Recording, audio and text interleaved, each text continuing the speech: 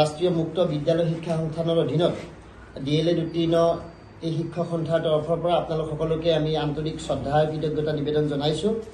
আৰু আমি আজি এটা বিশেষ মানে গুৰুত্বপূৰ্ণ বিষয় লৈ আপোনালোকৰ লগত আমি কথা পাতিবলৈ আহিছোঁ। আৰু সেই বিষয়টো হৈছে আপোনালোকে জানে যে BTRত পৰিৱৰ্তন আৰু উন্নয়নৰ শ্লোগান দি চৰকাৰ চলাই থকা সন্মানীয় প্ৰমোদ বড়োৰ নেতৃত্বাধীন চৰকাৰৰ এটা বিৰাট ডাঙৰ মানে যিটো আমি বুলি কওঁ দুৰ্নীতি, সেই দুৰ্নীতিৰ কথা পোহৰলৈ আনিবৰ বাবে আমি আজি আপোনালোকৰ ওচৰত উপস্থিত হৈছোঁ। আপোনালোকে জানে যে বিগত জানুৱাৰী মাহৰ 17 তাৰিখে আমাৰ BTR গভৰ্ণমেণ্টৰ পৰা প্ৰাথমিক শিক্ষাৰ LP আৰু UPৰ মানে শিক্ষক নিযুক্তিৰ বিজ্ঞাপন প্ৰকাশ পাইছিল।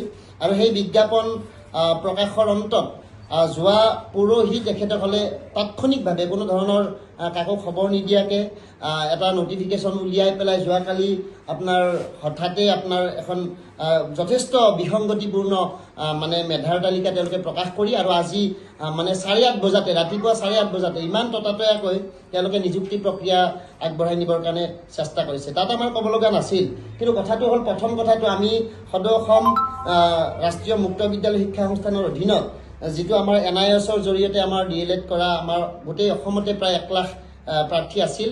আৰু এই 1 লাখ প্ৰাৰ্থীৰ বিপৰীতে এটা সুপ্ৰিম কোৰ্টৰ ভাৰ্ডিক্ট ওলোৱাত আমাৰ গোটেই প্ৰাৰ্থীসকল বিপদত পৰিছিল। আৰু সেই সময়তে আমি মহামান্য গুৱাহাটী উচ্চ ন্যায়ালয়ত আমি এটা গোচৰ ৰুজু কৰিছিলোঁ। আৰু সেই গোচৰৰ ভিত্তিত আপোনালোকে জানে যে গুৱাহাটী উচ্চ ন্যায়ালয়ে আমাক এই কেছটোত এটা দি থৈ দিছে, আমাক ইণ্টাৰিম অৰ্ডাৰ দি থৈ দিছিলে যে যিকোনো নিযুক্তি প্ৰক্ৰিয়াত আমাৰ প্ৰাৰ্থীখিনিক যদিও চাকৰি দি মানে পাৰ্মানেণ্ট ফাইনেল চাকৰি নিদিয়ে তথাপিও আমাক মানে ইয়াতে সংলগ্ন কৰাই থ'ব, আমাৰ পোষ্টখিনি ৰিজাৰ্ভ কৰি ৰাখিব যেতিয়ালৈকে আমাৰ ফাইনেল জাজমেণ্ট নোলায়।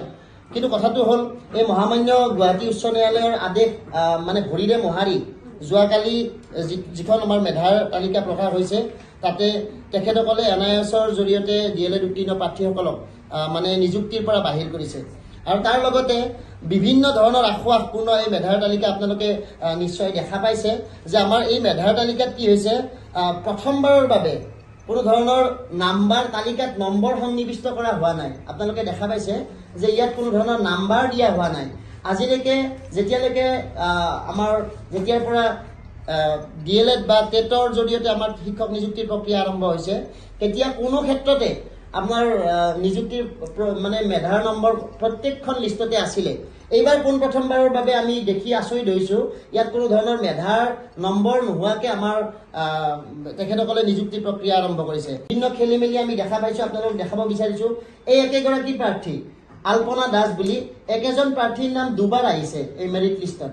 আপোনাৰ এইটো মানে এখন নিযুক্তি তালিকাত কেনেকুৱা বিসংগতি, তাৰ লগে লগে আপোনালোকে জানে যে তেওঁলোকে এখন যোৱাকালি লিষ্ট প্ৰকাশ কৰিছে যে NIS প্ৰাৰ্থীসকলক তেওঁলোকে দিয়া নাই, কিন্তু তাৰ পিছতো আমি দেখা পাইছোঁ যে ইয়াতে এই আমাৰ NISৰ কেণ্ডিডেট তেখেতসকলৰ নিযুক্তি লাভ কৰিছে। ইফালে তেওঁলোকে নটিফিকেশ্যন দিছে যে NISৰ প্ৰাৰ্থীসকলক তেওঁলোকে চাকৰি দিয়া নাই, কিন্তু ইয়াতে আপোনালোকে দেখা পাব ৰমেশ দৈমাৰী, ৰাজেশ দৈমাৰী আৰু আপোনাৰ মাৰ্টিনা বসুমতাৰী এইসকল প্ৰাৰ্থী সম্পূৰ্ণ NIS DLEDৰ প্ৰাৰ্থী আৰু তেওঁলোকে নিযুক্তি মানে লাভ কৰিছে। এতিয়া কথা হ'ল আমি এই গোটেই যিখিনি গণ্ডগোল হৈছে তাৰ লগতে আৰু এটা গণ্ডগোল মানে আমি দেখা পাইছোঁ যে নিযুক্তি তালিকাৰ সময়ত যিখন আমাৰ প্ৰভিজনেল তালিকা উলিয়াইছিলে তাত যিটো নম্বৰৰ তালিকা আপোনালোকে সেইখন সেই ভেৰিফিকেশ্যন তালিকা আৰু ইয়াত মানে এইখন তালিকাৰ মাজত একদম বিসংগতি দেখা পোৱা গৈছে, য'ত নাম্বাৰৰ যিজন মানুহৰ নাম্বাৰ 4000ত আছিল তেওঁলোকক আমাৰ মানে মাজতে আহি পেলাই তেওঁলোকে মানে নিযুক্তি পত্ৰ লাভ কৰিছে। এতিয়া কথা হ'ল এই গোটেই কথাবিলাক এটা হৈছে ইয়াতে যথেষ্ট দুৰ্নীতি হৈছে। আৰু আমি জীৱনত প্ৰথমবাৰৰ বাবে দেখা পাইছোঁ যে 10 ঘণ্টা আগত মেধাৰ তালিকা প্ৰকাশ কৰি 10 ঘণ্টা পিছতে আজি ইমান ততাতৈয়াকৈ তেওঁলোকে নিযুক্তি মানে পত্ৰ দিবৰ কাৰণে ব্যৱস্থা কৰিছে।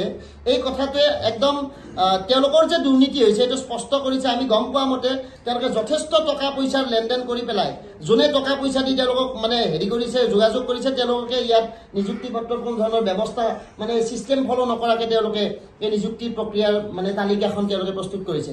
গতিকে আমি ভাবিছোঁ যে এই ক্ষেত্ৰত আমি দাবী জনাইছোঁ আজি অসম মানে BTR চৰকাৰে যিটো আমাৰ নিযুক্তি প্ৰক্ৰিয়াৰ ব্যৱস্থা আগবঢ়াই লৈ গৈ পেলাই তেখেতসকলে আমাৰ নিযুক্তি প্ৰক্ৰিয়া মানে আজি নিযুক্তি পত্ৰ বিতৰণ কৰিবলৈ গৈ আছে। আমি তাৎক্ষণিকভাৱে এই নিযুক্তি প্ৰক্ৰিয়াটো বন্ধ কৰিবৰ কাৰণে আমি সদৌ অসম ৰাষ্ট্ৰীয় মুক্ত বিদ্যালয় শিক্ষা অনুষ্ঠানৰ অধীনত DLED উত্তীৰ্ণ শিক্ষাগুৰুসকলৰ এই সন্থাৰ তৰফৰ পৰা আহ্বান জনাইছোঁ, দাবী জনাইছোঁ। আৰু অন্যথাই আমি যিহেতু মহামান্য গুৱাহাটী উচ্চ ন্যায়ালয়ৰ এটা আদেশ তেখেতসকলে ভৰিৰে মোহাৰিছে। আমি আচলতে আজি লজ্জিত হৈছোঁ, দুখিত হৈছোঁ বিএটিআৰৰ বাসিন্দা হিচাপে যে কোনোবাৰে আমাৰ মহামান্য উচ্চ ন্যায়ালয়ৰ আদেশ মানে ভংগ কৰি কোনো গভমেণ্টে কিবা কৰা আমি নজিৰ দেখা নাছিলোঁ। কিন্তু এইবাৰ প্ৰথমবাৰৰ বাবে BTR গভমেণ্টে তেওঁলোকে নিজৰ খেলসূচী মতে মহামান্য উচ্চ ন্যায়ালয়ৰ নিৰ্দেশ এটাক তেওঁলোকে ভেঙুচালি কৰিছে। গতিকে ইয়াৰ বাবে তেখেতসকলে নিশ্চয় শাস্তি পাব লাগিব। আৰু তেওঁলোকে যদি এই নিযুক্তি প্ৰক্ৰিয়াটো বন্ধ নকৰে তেতিয়াহ'লে আমি অনতিপলমে আমি মহামান্য উচ্চ ন্যায়ালয়লৈ লাগিলে উচ্চতম ন্যায়ালয়লৈ আমি যাম। কাৰণ আমাৰ এই ন্যায়ালয় আইন সকলোৰে ঊৰ্ধত, কোনো আইনৰ ঊৰ্ধত হ'ব নোৱাৰে। গতিকে সেই ক্ষেত্ৰত আমি আজি এই সংবাদমেলৰ জৰিয়তে আমাৰ BTR গভমেণ্টৰ শিক্ষা বিভাগলৈকে আমি দাবী জনাইছোঁ তেখেতসকলে অনতিপলমে মানে তাৎক্ষণিকভাৱে কাৰ্যকাৰী হোৱাকৈ আজিৰ এই নিযুক্তি প্ৰক্ৰিয়াটো তেওঁলোকে বাতিল কৰক। আৰু অন্যথাই আমি এই বিষয়টো মহামান্য কোৰ্টলৈকে লৈ যোৱাটো বেলেগ কথা, গোটেই BTADত আমি এটা বিশেষ মানে পৰিৱেশ গঢ়ি তুলিম। কাৰণ আমাৰ BTRত গোটেই NISৰ জৰিয়তে DLED উত্তীৰ্ণ প্ৰাৰ্থী প্ৰায় 7,000-ৰ পৰা 9,000জন আমাৰ প্ৰাৰ্থী আছে। গতিকে আমি সকলোৱে মানে অতি কম সময়ৰ ভিতৰত যিহেতু আজি তাৎক্ষণিকভাৱে তেওঁলোকে নিযুক্তি প্ৰক্ৰিয়া আৰম্ভ কৰিছে, গতিকে আমি আজি প্ৰতিবাদৰ কাৰ্যসূচীলৈকে যাব খোজা নাই। আমাৰ মানুহবিলাক তেখেতসকল মানে মানসিকভাৱে ভাগি পৰিছে। গতিকে আমি 2 এদিনতে সেনেকুৱা ধৰণৰ এটা জংগী আন্দোলন আমি গঢ়ি তুলিম। আৰু তাৰ লগে লগে আমি মহামান্য উচ্চ ন্যায়ালয়লৈ যাতে যাব নালাগে তাৰ কাৰণে আমি তেখেতসকলক আজি